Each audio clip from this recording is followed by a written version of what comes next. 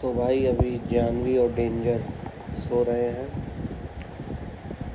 मैं आपको German shepherd के बारे में कुछ बताना चाहूँगा। जर्मन शेफर्ड एक ऐसी ब्रीड है जिसको आप लोग कभी छोड़ नहीं सकते। जिसको एक बार इस ब्रीड का नशा हो गया वो कभी इसको छोड़ नहीं सकता है। क्यों? क्योंकि जर्मन शेफर्ड एक ब्रीड नहीं है, एक रॉयल्टी प्रेजेंट करता है अपने मालिक के प्रति भी और खुद के प्रति भी। रॉयल होता है,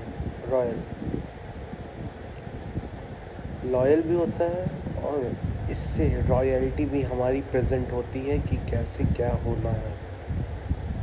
वीडियो क्वालिटी थोड़ा डाउन होगा क्योंकि कमरे में लाइट का थोड़ा इशू है, लाइट थोड़ा कम है, बड़ा कमरा है ये, इस वजह से। तो मैं ये कहना चाहता हूँ कि जर्मन शेफर्ड की ये जो ब्रीड है, ये स्टार्टिंग उसकी आप लोग जानते हो ऑब्वियसली जर्मनी में हुई, वहाँ से ये ब्रीड आई है। तो अब जैसे कि जानवी है, ये जर्मनी के इंपोर्ट की लड़की है। जर्मनी, इसका फादर जर्मनी का है वो, और अभी इस समय वो इंडिया में है इंपोर्ट होके। एक सरदार जी हैं यहाँ के, नहीं पंजाब पटियाला में अभी वो है, वहाँ पे रहते हैं वो, उनके पास बच्चे थे ये, तो ये इसको मैं लाया था। और ये जो डेंजर है, ये जो है डेंजर, इसका फादर भी इंपोर्ट है, लेकिन बस फ़र्क इतना है कि वो इटली का है।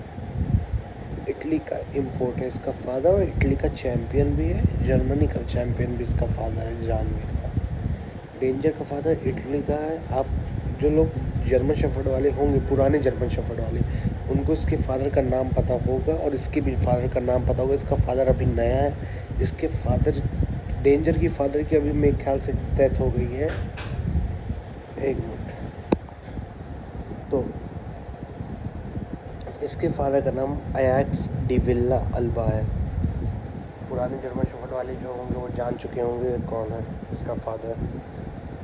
अपने फादर को ये सिर्फ इस हाइट वाइट पाया, बाकी ये अपने नाना का पूरा पाया गया है, कलर वगैरह सब कुछ। इसके नाना को भी बहुत लोग जानते होंगे जो पुराने जर्मन शेफर्ड वाले होंगे, लूगर इसके नाना का नाम है।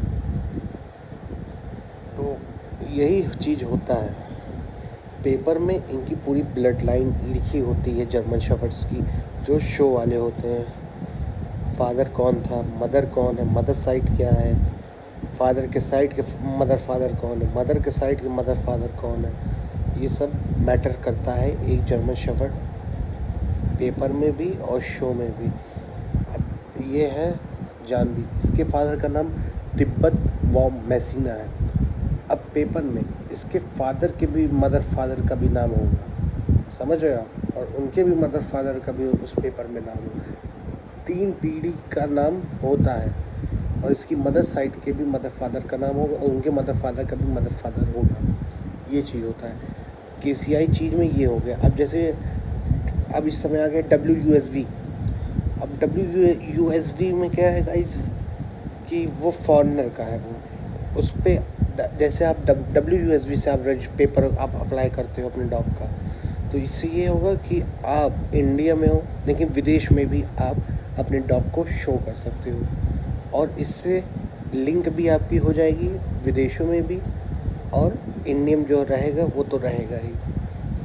रही बात, बहुत से लोगों को नहीं पता है कि जब एक फ़ीमेल है तो उसको कब मैट कराएं।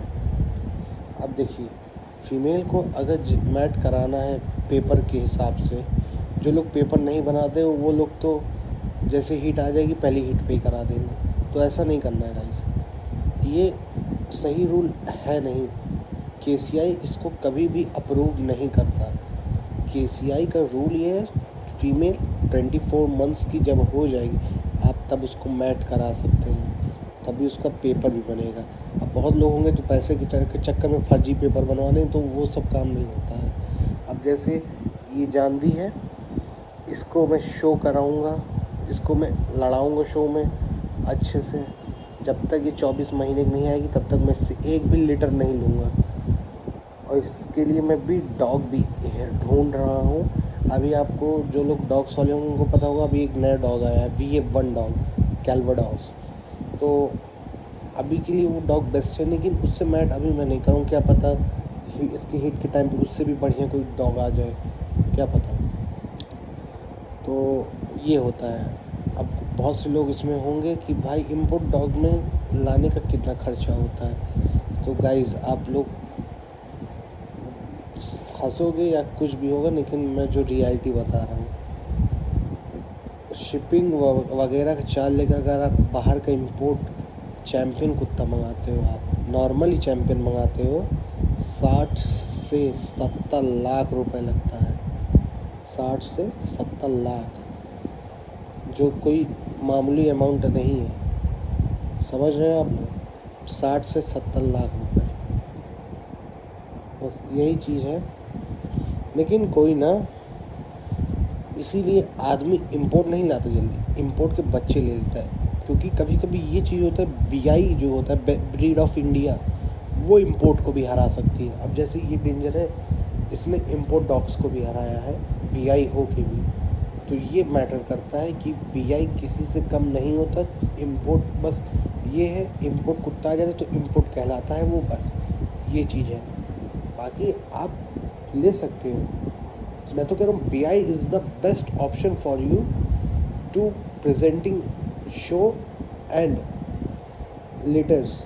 बट BI के बच्चे कभी मत लो, BI के बच्चे मत लेना गाइस। एक एज अ ब्रीडर मैं भी आपको ये चीज़ बता रहा हूँ, आप लोग खुद सोचो, इंपोर्ट के बच्चे लो, BI के बच्चा मत लो, BI का भी बच्चा मत लो। इंपोर्ट का लड़का है वो ले लो, लड़का है उसका बच्चा हुआ, चैम्पियन है, कुत्ता जीत रहा है, तब लो उसका बच्चा, वरना उसका मत लो। उसकी आपके बच्चे कोई वैल्यू नहीं होगी, पेपर कोई वैल्यू नहीं होगी। डॉग का नाम रहेगा तब ब्रीडर का नाम होगा, तब आप जब अपनी ब्रीड प्रेजेंट करोगे तब वो अच्छी होगी। मदर साइड उसके डॉग के बराबर हमेशा होनी चाहिए, समझ रहे हैं आप लोग। जैसे डॉग है मेल, वैसी उसके लायक उसकी फीमेल उसको दो आप। अब पता चले डॉग है अच्छा खासा, फीमेल लगा दिए नॉर्मल जर्मन, बच्चे टेढ़ी पूंछ वाले पैदा हो गए, तो वो चीज़ वाला काम मत कीजिए। क्योंकि मदर फादर जब एक साथ मतलब बच्चा होता है तो दोनों की जो चीज़ हरकत होगी सब बच्चे पे उतरती है। अब जैसे इसका फादर है, इसकी फादर की इस पूरी हरकत पाई है अपने। फादर जिस टाइप का बैठता है, खाता नाटक करता है, उस टाइप का इसका भी नाटक है। अब ये डेंजर है, इसका कुछ नाटक नहीं है, अपने फादर जैसा है। ये लूगर का भी पा गया है और अपने फादर पाए, लूगर का इसने कलर पा गया, फादर के इसने हाइट वगैरह और हेड पा गया। इसके फादर का, जो लोग अयैक्स को देखे होंगे जर्मन शेफर्ड वाले, इसके फादर का हेड आप लोग देखे होंगे, बड़ा सा हेड होगा। तो ये चीज़ मैटर करता है। अब जैसे कॉम्पैक्ट साइज़ की फीमेल है डॉग शो में, कॉम्पैक्ट साइज़ बेस्ट मानी जाती है शो के लिए, तो वो ये है। अब मैं एक फीमेल और लाऊंगा, इसके साथ एक फीमेल और रखूँगा। डेंजर तो अब रिटायर हो चुका है गाइस, मेल में। लेकिन अब मैं सिर्फ शॉर्ट कोट ही रखूँगा, लॉन्ग कोट मुझे समझ नहीं आएगा। वो ये तो मैंने इसलिए ली क्योंकि ये मुझे शो के लिए बहुत अच्छी फीमेल लगी, मेरे पास ये बहुत अच्छा अपॉर्चुनिटी थी। जब मैं इसको लाया था, इसमें 5 बच्चे थे, 5 बच्चे में से मुझे ये सबसे पहले मुझे जो दिखी, मैंने देखो बच्चे आप कभी भी लो, जिस पे एक बार अगर आपकी नज़र चली गई वो ले लो। अगर आपका दिल बोल रहा है कि हाँ ये मुझे चाहिए तो वो ले लो। और बच्चा लेने की मैं टाइमिंग भी आपको बता सकता हूँ। बच्चा लेने का सही समय आप छोटे मत लो, समझ रहे हो। बहुत से ब्रीडर होते हैं अच्छी चीज़ रख के डुप्लीकेट बेकार पकड़ा दे, तो वो चीज़ नहीं करना। सब किस्मत की बात होती है दोस्तों। ब्रीडर क्या कोई भगवान है? जो उसको पता होगा कि बच्चा ऐसा जाएगा ऐसा निकलेगा, ऐसा कुछ नहीं है।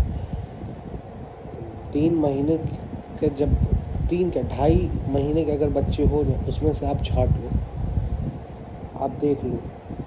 ब्रीडर्स के अगर ब्रीडर के पास बच्चे हुए तो उससे पूछो कि कब मैट कराई थी, लीटर कितने आए थे, कितने बिके हैं, कितने रोके हो आप, कितने दे रहे हो। क्योंकि बहुत होता है कि बच्चे निकल जाते छठा माल दे देते हैं तो वो चीज़ नहीं करना, ठीक। बाकी अगर ऐसी वीडियोस आपको नॉलेजेबल व्लॉग्स में मेरे चाहिए इसी पे, तो मैं दूंगा आपको डॉग्स के बारे में, ठीक है गाइस। देने के लिए मैं तैयार हूँ, हमेशा तैयार हूँ। बस मेरे चैनल को आप सपोर्ट कर दो, बढ़ा दो, लाइक कर दो, शेयर कर दो, और मुझे एग्जैक्टली बताओ कि आपको किस किस चीज़ पे कंटेंट चाहिए। मैं एक चैनल पे आपको हर चीज़ बताऊंगा। डॉग्स के बारे में तो बताऊंगा ही बताऊंगा, हर जानवर के बारे में आपको बताऊंगा। अभी एक फ़ीमेल तो मैं लाऊंगा ज़रूर, आज नहीं 1 साल बाद लाऊंगा, पर लाऊंगा ज़रूर। अच्छी फ़ीमेल, शॉर्ट हेयर की फ़ीमेल शो के लिए। और मेरी एक शौक़ है मेरा, जो मेरा अभी पूरा नहीं हुआ है। आप लोग चाहो तो उसको करा सकते हो मेरा शौक़ पूरा। मुझे घोड़े का शौक़ है। मेरे पास जगह नहीं है अभी, लेकिन मैं उसको अपना जगह बना के तब मैं घोड़ा भी लाना चाहता हूँ। आपको मैं तब पूरी अच्छी सी डिटेल्स सारी चीज़ें बताऊँगा, कैसे क्या लेना है। बाकी आपको किसी डॉग्स के बारे में और नॉलेज चाहिए जो आपके पास नहीं है, आपको ब्रीडर बनना है, हैंडलर बनना है, मैं हर चीज़ बताऊंगा। मैं आपको ये भी सिखाऊंगा कि डॉग शो में ट्रेनिंग क्या होती है, ठीक है, ये भी मैं आपको सिखाऊंगा। बस आप लोग मेरे चैनल को सब्सक्राइब कर दो, लाइक कर दो, शेयर कर दो और अपना कमेंट कर दो, ठीक है दोस्तों। जैसा भी होगा वीडियो में आपको अपडेट कर दूंगा। आप लोग प्लीज़ मेरे साथ रहो, मेरे चैनल को सब्सक्राइब करो। हर चीज़ की नॉलेज मैं आपको देता रहूँगा, डॉग्स के बारे में भी, और मेरा इस पे व्लॉग्स भी पड़ता रहेगा, तो मैं डालता रहूँगा। Okay, thanks for watching, bye, love you all my audience.